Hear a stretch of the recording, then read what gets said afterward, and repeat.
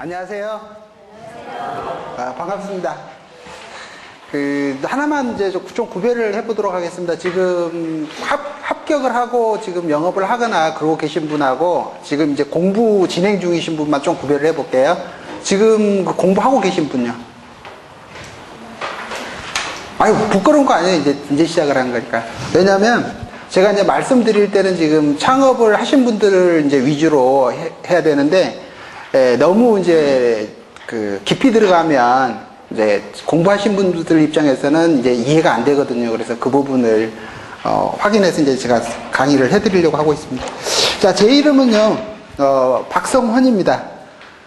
그래서 이름이 되게 특이하죠? 그래서 인터넷에 이제 제 이름을 치면 나오는 정보는 거의 99.9%가 이제 저에 관한 이야기고요. 딱 한 사람이 이제 있습니다. 저보다 이제 10살 어리신 분이더라고요. 자, 그래서 오늘 그 3시간 동안에 지금 이제 창업을 해서 지금 이제 또는 창업을 할 분들을 위해서는 이 3시간 안에 상가 중개 실무가 얼마나 쉽고 편한 건지를 이제 이해를 해서 가시면 되는 거고요. 그 다음에 지금 공부하시는 분들은 내가 이제 시험을 합격을 해서 상가 시장에 한번 도전해 봐야 되겠다. 이런 자신감을 충분히 이제 드릴 수 있는 그런 시간으로 이제 진행을 하려고 합니다. 그래서 기존에 이제 상가 같은 경우가 제일 큰 문제가 뭐냐면 상가 강의료가 되게 비싸요. 근데 비싸고 굉장히 깊이 공부를 하더라는 거죠. 근데 깊이 공부하고 돈을 많이 지불했으면 내가 상가 지역에 가서 바로 창업을 해야 되는데 그걸 못 하는 거예요. 자, 그래서 저는 왜 그 비싼 비용과 시간을 들여서 공부를 했는데 실제로 창업을 못 할까? 그리고 제가 곰곰이 생각을 해봤거든요. 그랬더니 공부를 안 해도 될 것을 너무 깊이 하더라는 거죠. 그래서 우리 공인중개사가 중개업 하면서 제일 중요한 건 뭐냐면 내가 많이 아는 것보다는 중개사고를 일으키지 않는 게 제일 중요하거든요. 그러니까 중개사고를 일으키지 않으려면 내가 중개사고 유형을 알아야 되는 거예요. 그래서 그 중개사고 유형을 알게 되면 내가 방어할 수 있는 기법이 생기죠. 이게 원래 이제 특약실무라는 거거든요. 그래서 특약실무가 거창한 게 아니고 이 계약을 진행하다가 이런 문제가 생길 것 같다 그러면은 그걸 방어하기 위한 특약을 만들어 넣는 거예요. 근데 이제 실무에서 하시는 분들 보면은 그렇지를 못해요. 그래서 제일 많이 발생하는 게 우리가 매매 계약에 이제 꼭 쓰는 게 현 시설물 상태에서 계약이면 딱 그걸 쓰는 거거든요. 그게 관행화되어 있다라는 거죠. 근데 저는 실무교육에서도 바꿨지만 그렇게 하면 안 된다라는 거죠. 왜냐면 매수 의뢰인들이 자기들이 다 인지한 상태에서 계약을 체결했으면 그러면은 자기가 알고 계약을 한 것이기 때문에 공인중개사가 확인 설명해줬다 안 해줬다 따질 이유가 없죠. 그죠? 그래서 이제 그 특약을 이렇게 바꾸는 거예요. 보험 계약을 체결함에 있어서 이제 매수자 또는 매도자는 그 부동산에 관한 모든 권리관계와 그 다음에 시설물 현황에 대해서 다 인지한 후에 계약을 체결한 것이 이렇게 바꿔버렸거든요. 그러니까 다음에는 내가 몰랐다, 현장을 방문 안 했다, 그런 주장을 할 수 있어요, 없어요? 없다라는 거죠. 그러니까는 계약을 체결할 때는 의뢰인들이 진짜 마음에 들어갖고 계약을 하거든요. 근데 계약하고 집에 가서 가만 곰곰이 생각해보면 잘못했네 이러죠. 그러니까 그 다음날 와서 계약 파기하자고 한단 말이에요. 그러면 계약을 파기하려고 할 때는 이유를 대야 되죠. 그래서 공인중개사가 확인 설명 안 했느니 불법 건축물인 걸 갖다가 나한테 설명 안 해줬느니 이렇게 이제 따지는 거예요. 계약을 파기할 목적으로. 그래서 만약에 계약 파기가 안 되면 어디 가요? 구청 지주과를 이제 민원을 넣죠. 요게 일반 지금 의뢰인들의 그 행태거든요. 그래서 그런 사람들을 갖다가 한 방에 그냥 보내는 기법.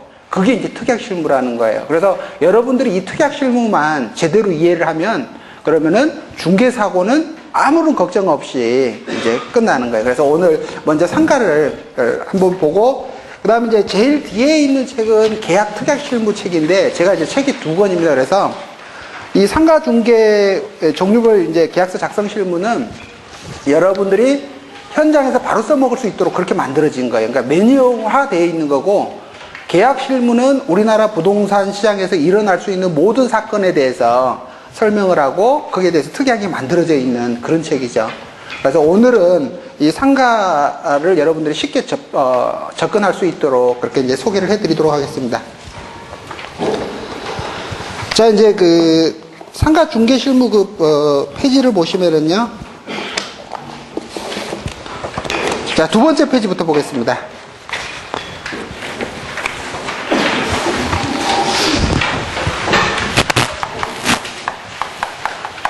자, 상가 중개에서 제일 중요한 건 뭐냐면 사고가 어떻게 일어나는지 그 사고 유형을 요걸 알면 바로 해결이 됩니다. 그러니까 쉽게 말해가지고 엊그저께 이제 그 식품 그 반찬 가게를 하시는 분이 그걸 인수하려고 하는 거예요. 근데 한 번도 상가 중개를 안 해봤거든요. 그러면은 우리가 이제 그 기존에 그 반찬 가게를 하시던 분이 새로 하는 사람한테 이제 영업권을 양도하는 것이거든요. 그러면은 영업권을 양도할 때 확인해야 될 것들만 다 확인을 해주면 되는 거예요. 쉽게 말하면요. 근데 우리가 그것을 확인할 사항들에 대해서 정확하게 적어 놓은 것이 없어요. 그러니까 맨날 빠뜨리죠. 그래서 그것들이 매뉴얼화 되어 있다 그러면 절대 실수하는 법이 없겠죠. 그래서 앞으로 여러분들이 중개 실무를 실제로 할 때 제일 중요한 게 그거예요. 그렇게 매뉴얼화 되어 있다 그러면 내가 절대 빠뜨리고 설명 안 한 게 없겠죠. 거기다가 그 사항에 따라서 특이하게 만들어져 있으면 그건 완벽한 거죠. 그럼 나는 이 중개 사고 유형만 이해를 하시면 되는 거예요. 그래서 저번에 서울에서 있었던 사건인데, 자, 요게 원룸 오피스텔이에요. 원룸 오피스텔로 이렇게 지어진 거예요. 근데 지금 이제 우리나라 같은 경우는 해외에서 이제 그 관광객도 많이 오고, 그 다음에 그러니까 요걸 갖다가 관광 호텔로 요렇게 바꾸고자 하는 거예요. 누가 이러겠어요? 이 사람은 누구예요? 매수자겠죠. 매수자가 오피스텔 이걸 통째로 사가지고 이렇게 관광 호텔로 바꾸고 싶은 거예요. 이게 뭐냐면 이렇게 바꾸는 게 뭐겠어요? 이게 용도 변경이겠죠. 용도 변경이 가능하면 되는 거고 가능하지 않으면 안 되는 거죠. 자, 여기서 우리가 용도 변경이라는 것은 자, 이 건물을 이렇게 바꿀 때만 용도 변경에 관한 게 필요한 거예요. 근데 아까 그 반찬 가게를 그대로 내가 반찬 가게를 인수할 때는 용도 변경이 이렇게 필요 있어요, 없어요? 없다라는 거죠. 그러니까 그런 것들만 구별할 줄 알아도 이미 상가 시장에서 여러분들이 전문가 수준으로 되는 거예요. 자, 근데 이제 문제는 뭐냐면 공인중개사가 이거 몇십억짜리 건물을 자, 중개를 하면서 확인한 건 뭐냐면 건축사한테 물어봤대. 용도 변경이 되느냐. 그죠? 용도 변경이 되느냐 그러니까 된다 그랬대요. 근데 그분이 당연히 오피스텔이 관광호텔로 되겠죠. 용도 변경이. 근데 세부적인 검토는 당연히 안 했겠죠. 자, 세부적인 검토를 하려면 관광호텔에 관련된 법률에 의해서 시설 기준이 변경이 돼야 되겠죠. 자, 근데 이 시설 기준을 이렇게 시설 기준으로 바꿀 때는 엄청난 돈이 들어가거나 못 바꾸는 거예요. 그러니까는 가능하다라고 하지만 실제로는 안 된다라는 거죠. 그래서 계약서 쓰고 엄청난 손해배상을 해줘야 되는 일이 발생을 한 거예요. 자, 용도 변경이 필요할 때는 그거예요. 만약에 이걸 그대로 변경할 수 있으면 상관이 없죠. 근데 여기에 주차장이라든지 정화조라든지 계단이라든지 방화시설이라든지 이런 것들이 추가로 설치해야 될 때는 그럴 때는 문제가 발생을 하죠. 그죠? 이런 거예요. 그래서 이런 부분은 컨설팅 영역이거든요. 컨설팅이에요. 만약에 단순 중개로는 안 되는 거예요. 왜냐면 내가 이 오피스텔을 여기로 용도 변경해 주려면 내가 뭘 정확히 알아야 돼요? 관광 호텔에 관한 법률하고 시설 기준을 완벽하게 습득한 다음에 그게 바뀌어지는지 바뀌어지지 않는지를 갖다가 확인을 한 다음에 거래를 성사시켜야 되겠죠. 그죠? 그러면 내가 아직 전문가가 아니에요. 그러면은 특약을 하나 넣으면 되겠죠. 그죠? 시설을 설치할 수 없거나 시설을 설치하는데 비용이 매매 가격에 비해서 현저하게 많이 소요가 될 때는 계약을 파기할 수 있다. 이렇게 딱 쓰면 되는 거죠. 그러면은 아까처럼 손해배상을 안 해주고 원상회복 시킬 수 있는 그런 근거를 마련하는 거예요. 그러니까 우리가 협상할 때부터 된다, 안 된다라고 확정을 지으면 안 되는 거예요. 내가 1차적으로 물어보니까 가능하다라고 했는데, 이 관광호텔이라는 법률에, 요걸 이제 규정하고 있는 법률의 시설 기준에 적합할지 안 할지는 확인을 해봐야 되죠. 그런 과정을 거쳐서 거래를 성사시키는 거거든요. 자, 그래서 이런 문제가 하나 발생한 게 있고, 그 다음에 또 하나는 이런 경우도 있어요.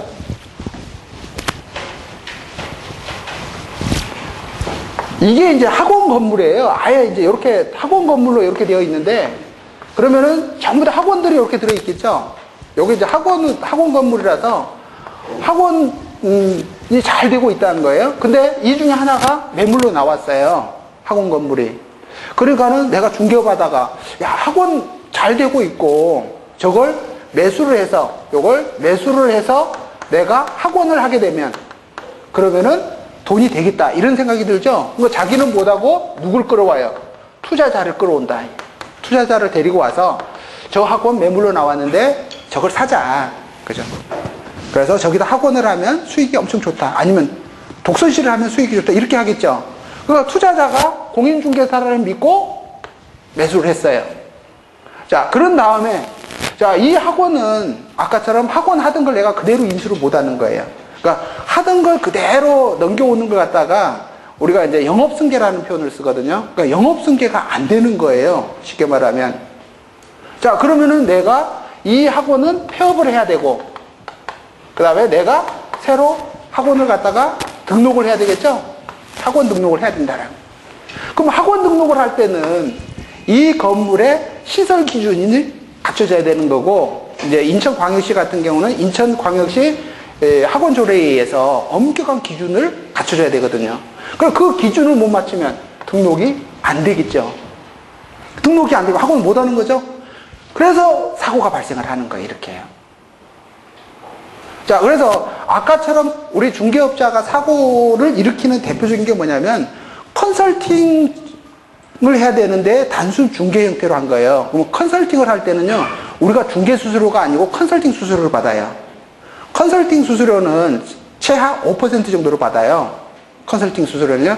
근데 중개 수수료는 0.9%로 받죠. 거기다가 우리가 이제 그 권리금에다가 이제 권리금을 더 업을 해가지고 권리금. 근데 우리가 중개업 할 때 굳이 권리금 작업을 할 필요가 없어요. 여러분들이 나중에 상가지역에 가면 상가지역에서 성공하려면 무조건 권리금 작업을 해야 된다 이렇게 나오거든요. 근데 이미 권리금 작업을 할 수 없을 만큼 돼 있어요. 내가 괜히 권리금 작업했다가 나중에 양수자한테 그대로 토해내거든요. 그러니까 그런 거 하지 말고 중개 수수료만 가지고도 충분히 성공할 수 있는 시장이 상가시장이라는 거예요. 자, 문제는 이제 뭐냐면, 문제는 내가 이렇게 이제 그 상가에서 제일 많이 발생하는 것 중에 하나가 요즘이죠. 임차인들이 월세 안 내는 거. 그 다음에 연체돼갖고 야반 도주하는 거. 그 다음에 오피스텔이나 원룸 지역에 있는 임차인들이 월세 안 내는 거. 이런 것들을 갖다가 처리해주는 거 우리 중개업자들의 영역이 아니에요. 그 부분요. 왜냐면 그 계약 체결 이후 문제죠. 그래서 중개업자들이 그 중개 영역이 아니라는 거예요. 근데 그런 것들을 해결해 줄 수 있는 내가 실력을 갖추고 매뉴얼을 갖고 있다 그러면 내가 어느 건물 그 사장님, 건물 그 주인한테 그걸 제시하면서 그 물건들을 전속으로 내가 받아서 중개를 할 수 있겠죠. 그죠? 그래서 중개업 하면서 제일 중요한 게 뭐냐면 임대인들이 굉장히 피곤해 하는 걸 한 방에 해결해 줄 수 있는 기법. 그걸 가지고 있어야 돼요. 그러면 내가 건물 그 주한테 그 물건을 독점권을 가지고 올 수 있겠죠. 제가 이제 강남에서 강의를 하면서 항상 하는 이야기. 아니, 왜 상가지역을 석권을 못 하냐. 이 책에 있는 이 특약사항들을 다 건물주를 찾아가라. 그래서 건물주를 찾아가서 건물주가 이 건물을 관리하면서 굉장히 머리 아팠던 것을 소송 안 하고도 한 방에 해결해 드릴 수 있다. 이런 이야기죠. 그러면서 그 건물 전체를 나한테 전속으로 맡겨달라. 이렇게 부탁을 하는 거예요. 근데 그냥 맨손으로 가면 안 되죠. 그 계약서를 만들고 그 계약서에 특약이 다 만들어져 있고 그 폼을 쓰면 문제가 안 된다는 것을 갖다가 건물주한테 물건 개발이라는 거예요. 물건 개발. 그래서 그 과정만 이제 설명을 먼저 해드리도록 하겠습니다. 그래서 상가 중개에서 제일 중요한 게 뭐냐면 우리가 이제 중개업자인데, 자, 이제 매도자겠죠. 매도자 또는 임대인. 아까 반찬 가게 양도하는 것처럼 이제 영업권 양도인이 되겠죠. 이런 사람들이 우리한테 의뢰를 해요. 처분해달라고, 임대해달라고, 이제 권리금 받고 넘겨달라고 이렇게 의뢰를 하겠죠. 그러면은, 자, 막막하잖아요. 막막해요. 그러면 우선 중개업자는요, 의뢰를 할 때 물건 접수를 잘 해야 돼요. 물건 접수를. 그 이야기는 뭐냐면, 물건을 받을 때 필요한 정보를 거기서 다 캐내는 거예요. 그러니까는 물건 접수장이 완벽하게 만들어져 있다 그러면 그걸 보고 다 물어보면 돼요. 그러니까 근데 무조건 다 물어보는 게 아니라 계약의 유형에 따라서 물어볼 게 있고 안 물어볼 게 있어요. 계약의 유형에 따라서 그것만 구별할 줄 알면 되는 거예요. 그러면 신규 창업하는 사람한테 승계 창업하는 사람한테 물어볼 걸 물어보면 되게 웃기거든요. 자, 쉽게 말하면 이런 거예요. 자, 우리가 아까 반찬 가게죠. 반찬 가게를 넘길 거예요. 자, 그러면 여기서 제일 중요한 게 뭐냐면 반찬 가게가 그대로 임차인의 지위, 영업자의 지위가 그대로 양도되느냐가 제일 중요한 거예요. 자, 그러니까는 이런 데는 제일 중요한 게 뭐냐면 이 반찬 가게의 업종이 양도될 수 있는 업종이냐 아니냐 그걸 확인하는 게 제일 중요해요. 쉽게 말하면 영업자의 지위를 그대로 승계할 수 있느냐. 자, 요것만 확인하면 되죠. 그러면 이 승계 여부는요, 각 개별 법률에서 정하고 있다라는 거예요. 근데 우리가 초보자가 뭘 알겠어? 모르잖아요. 그러니까 어떻게 해요? 이 사람한테 물어보는 거예요. 반찬 가게에 영업자 지위 승계가 돼요? 이렇게 물어보는 거예요. 그죠? 그러면 된다 그러면은 하면 되는 거고, 안 된다 그러면 안 되는 거죠. 자, 우리가 미장원이에요, 미장원. 자, 미장원은 영업자 지위 승계가 될까 안 될까 모르잖아요. 그러면 내 노로 온 사람한테 물어보는 거예요. 미장원은 지위 승계가 돼요? 이렇게 물어보는 거죠. 자, 여러분들이 다 알고 중개를 하면 좋겠지만 내가 다 알고 할 수는 없죠. 이제 초보자인데. 근데 이 초보자도 전문가처럼 행동할 수 있는 게 이런 거예요. 물어볼 것만 물어보면 돼요. 물어볼 것만. 자, 그건 매뉴얼이 만들어져 있으면 쉽죠. 그죠? 그래서 상가가 쉬운 거예요. 자, 이렇게 물어볼 걸 물어보는 게 뭐예요? 접수 단계다 이런 이야기예요. 자, 그래서 이 접수증이 잘 만들어져 있으면 상가 무진장이 쉬워요. 자, 두 번째는, 자, 찾아오겠죠. 매수자가 찾아올 거고, 임차인이 올 거고요. 그 다음에 양수인이 오겠죠. 자, 그러면은 이 사람이 물건을 구하러 와요. 자, 아까 내가 반찬 가게를 물건을 받아놨어. 그죠? 그러면 이 사람이 반찬 가게를 하러 와요. 자, 그러면 이 사람한테는 정확히 어떤 것을 원하는지 잘 들어봐야 되겠죠? 자, 기본이 이거예요. 이 사람한테는 내가 필요한 정보를 얻는 게 중요하고요. 이 사람은 자기가 하고자 하는 업종에 그 자세한 걸 들어봐야 돼요. 그래서 들어보고 내가 가지고 있는 물건을 갖다가 컨택을 해주는 거죠. 그래서 한 번만에 성사시켜야 되는 거예요. 자, 그러면은 중개업자는 뭐냐면 물건을 접수하고 현장을 방문을 해서 이 물건을 완벽하게 파악하고 있어야 돼요. 그리고 매수자가 오면 이 이야기를 다 들어보고 내가 가지고 있는 물건 중에서 저게 딱 맞다 그러면 그걸 딱 소개시켜 가지고 바로 계약을 성사시키는 거예요. 자, 요게 이제 원칙이죠. 자, 근데 이제 우리 중개업 하시는 분들이 제일 못하는 것 중에 하나가, 자, 요 사람들이 찾아오기를 기다리고 있는 거죠. 그죠? 근데 아까 제가 뭐라고 그랬냐면 찾아오도록 하는 게 아니라 내가 물건을 개발해야 되겠죠? 물건을 개발을 해야 되는 거예요. 그게 아까처럼 내가 전문적인, 그 다음에 임대인들, 머리 아픈 일을 한 방에 해결해 줄 수 있는 실력과 모든 도구들을 갖추고 있다. 그죠? 그래서 인간관계라든지 유대관계를 지속적으로 해서 물건을 만드는 작업. 자, 그러니까 중개업자는 굉장히 적극적이어야 되겠죠? 그래서 중개업 하시는 분들은 1차적으로 무조건 적극적이어야 돼요. 그러니까 소극적이 엉덩이가 무거우신 분은 중개업에서 살아날 수가 없어요. 그 다음에 또 하나는 뭐냐면, 자, 물건을 개발을 할 때 내가 전문 지식도 가지고 있어야 되고, 당연히 계약서를 작성할 수 있는 능력이 있어야 돼. 그러니까 중요한 건 이거거든요. 계약서를 작성할 수 있는 능력. 뭐냐면 우리가 여러 컨택을 하다 보면 특수한 계약이 되게 많아요. 특수한 계약이. 그러면 그 특수한 계약을 내가 계약서를 쓸 수 있어야 돼요. 근데 많은 사람들이 이 부분이 제일 약해요. 그러니까 이런 얘기를 한번 해드릴게요. 뭐냐면 요 사거리 땅이, 요게 토지가 나대지로 있는 거예요. 요 토지가요. 자, 그러니까 많은 사람들이 군침을 삼킬 수밖에 없죠. 너무 좋은 거예요. 근데 이제 요거 갖다가 자동차 외제 자동차 판매업 하시는 분들이 여기다가 외제 자동차 판매점을 하면은 진짜 좋을 것 같거든요. 그러니까 토지 소유주한테 이 토지에 대해서 임대차 계약을 좀 체결해 달라고 하는 거예요. 그리고는 자기들이 여기다 건물을 지어가지고 하다가 뭐 한 10년 쓴 다음에 건물을 통째로 다 넘겨주겠다, 이런 제안이 굉장히 많이 들어오거든요. 그러면 그 계약서를 쓸 수 있는 능력이 있어야 돼요.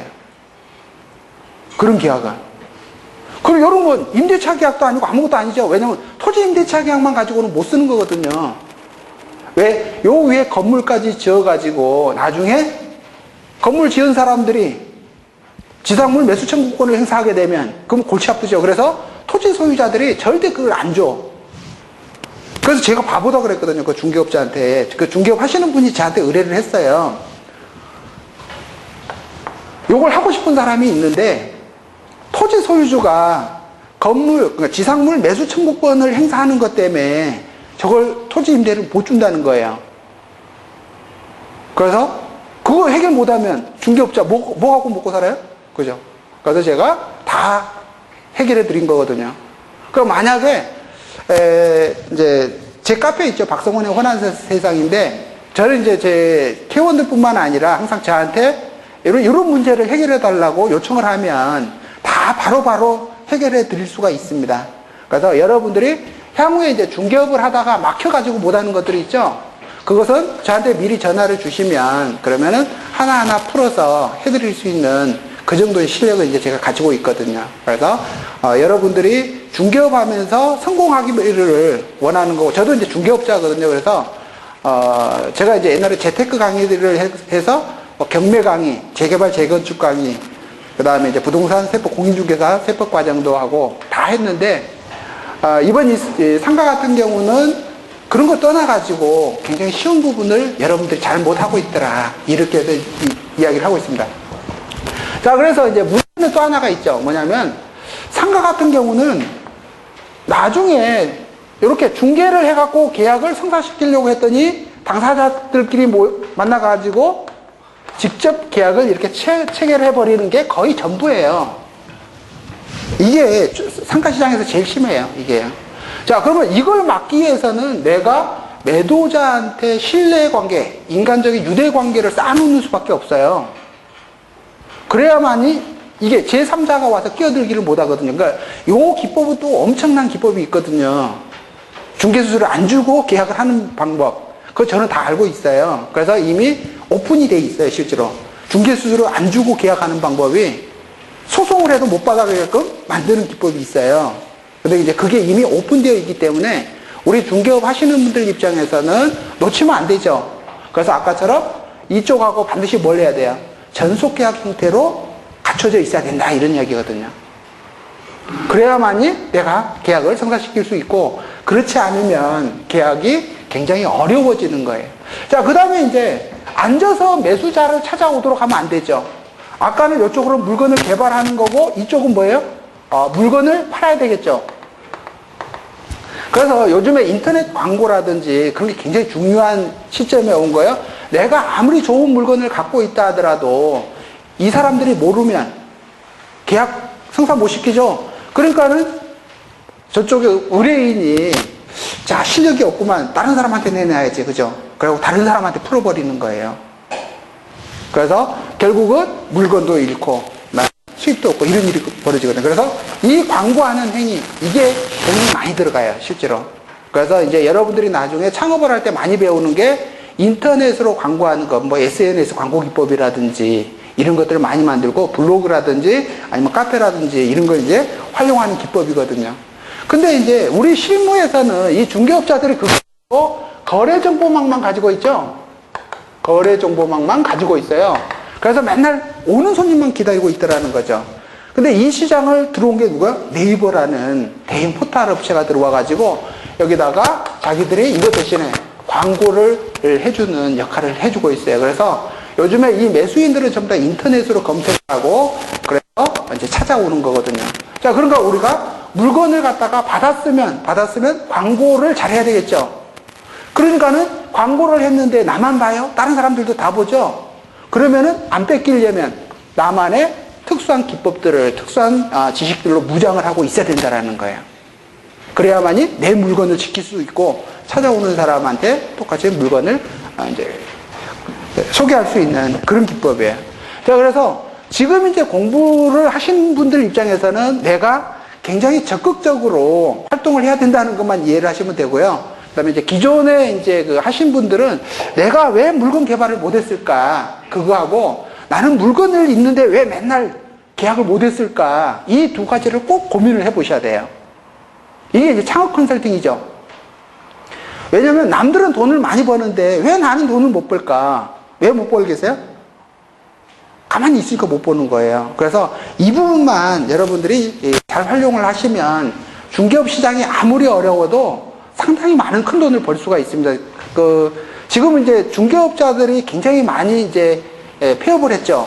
그건 요 중개업 하시는 분들이 움직이지 않아서 그렇고, 지금 제가 알고 있는 그 중개업 하시는 분은 한 달에 1,000만 원씩은 무조건 벌어요. 지금도. 엊그저께는 그 6억 5천짜리 이제 상가 건물을 양타를 쳤거든요. 쉽게 말하면. 자, 그러면 상가 건물이죠. 상가 건물이면 그분이 상가를 전문으로 하느냐? 아니에요. 상가 전문 안 해도 가능하다라는 거예요. 자, 그래서 여러분들이 상가와 관련된 거에서 너무 두려워하지 마세요.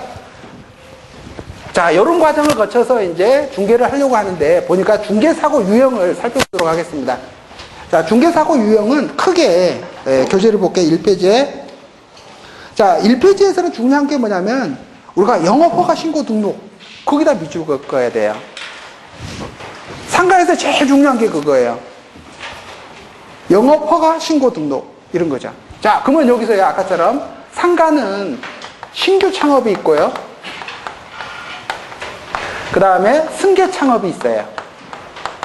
그래서 이 상가를 완벽하게 이해를 하려면 우리가 임차인 입장에서 생각을 해보시면 돼요. 임차인 입장에서.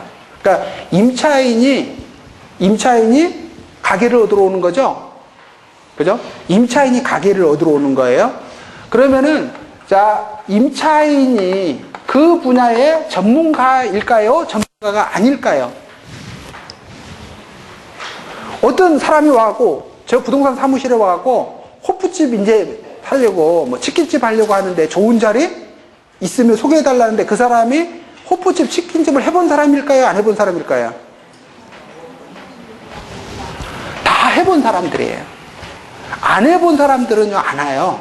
다 해본 사람이 와요. 자, 이 사람들이 뭐다? 전문가다. 전문가다. 우리보다 훨씬 더 전문가다. 이걸 인정을 하셔야 돼요.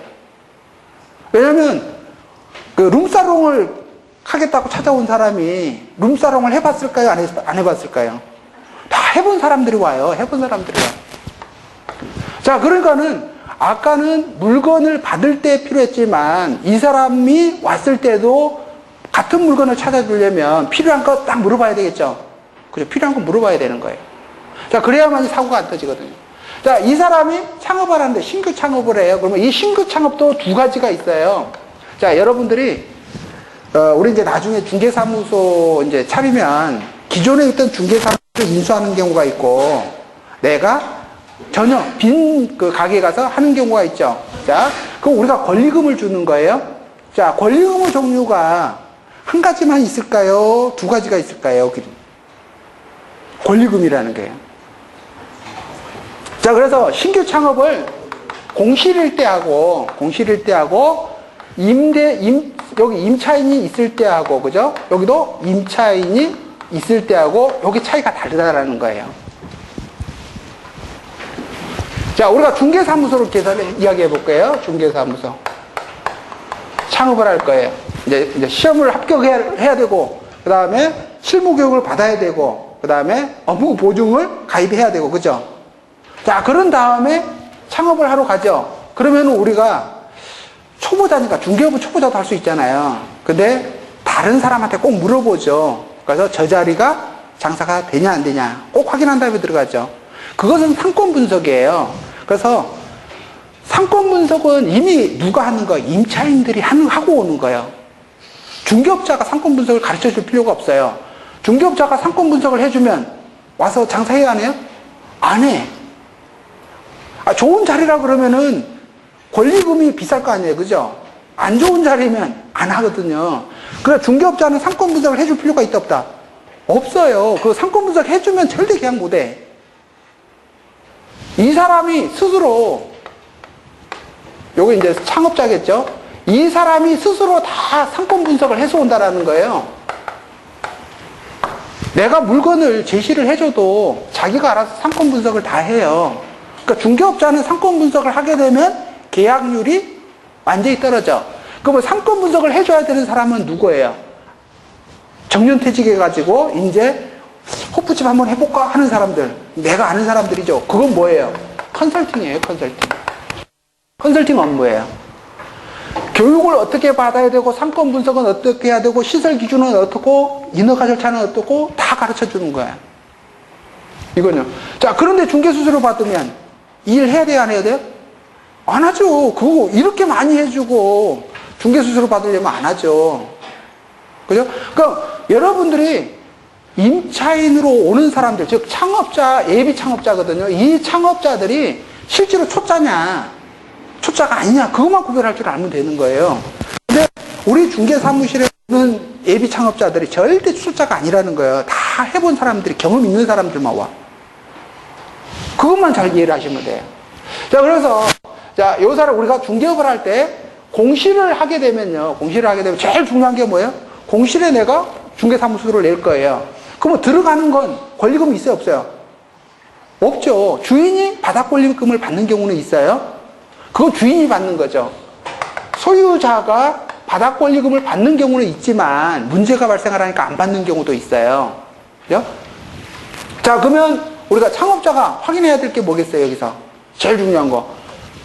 중개사무소 등록이 되느냐 안 되느냐죠. 그게 제일 중요해요.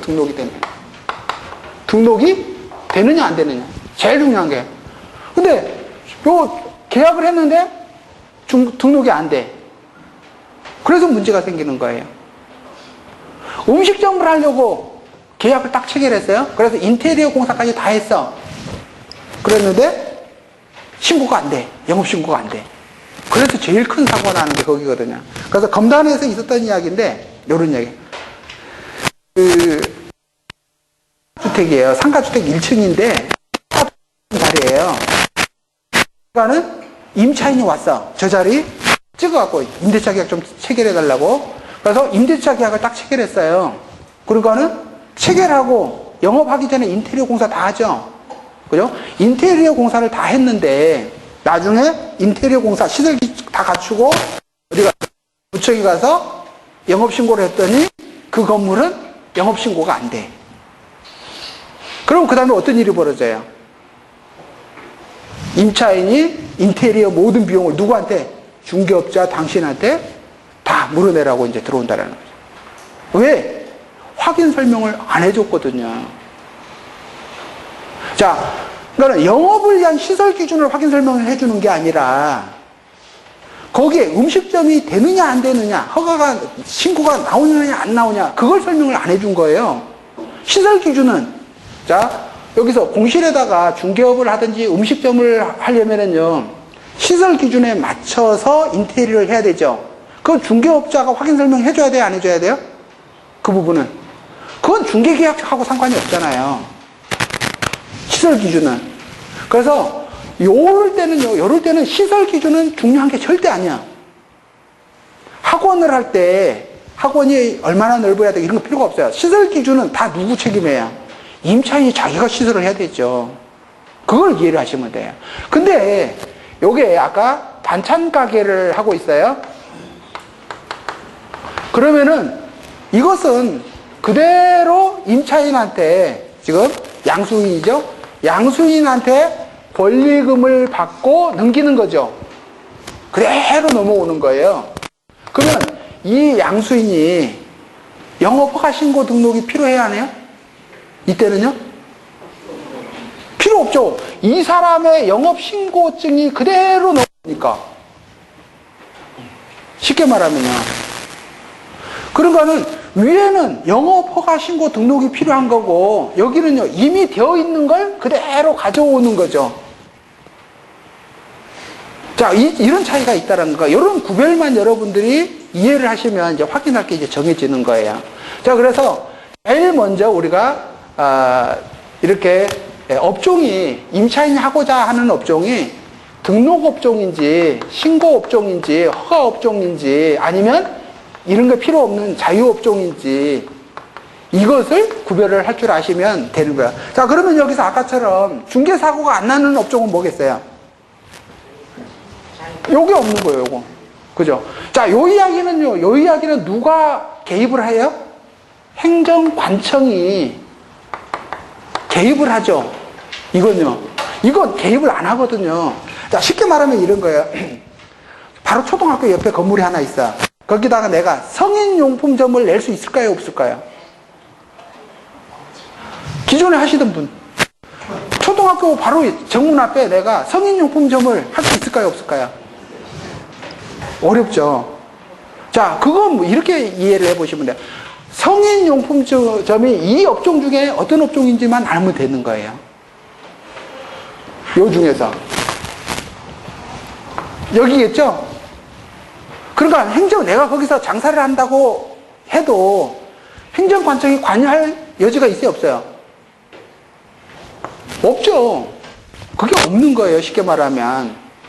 그래서 이번에 모 지방에서 학교 주변에 있는 성인용품 판매점을 집중 단속하게 된 거예요. 근데 그때 그 법규는 뭐냐면 풍속 영업에 관한 법률로 단속을 한 거야. 법이 달라지는 거예요. 법이 달라지는 거죠. 이렇게. 자, 그러면 우리가 중개할 때 제일 좋은 게 뭐냐면 사무실이에요. 사무실. 상업적에서 제일 좋은 게 사무실이거든요. 사무실은 여기서 어디에 해당될까요?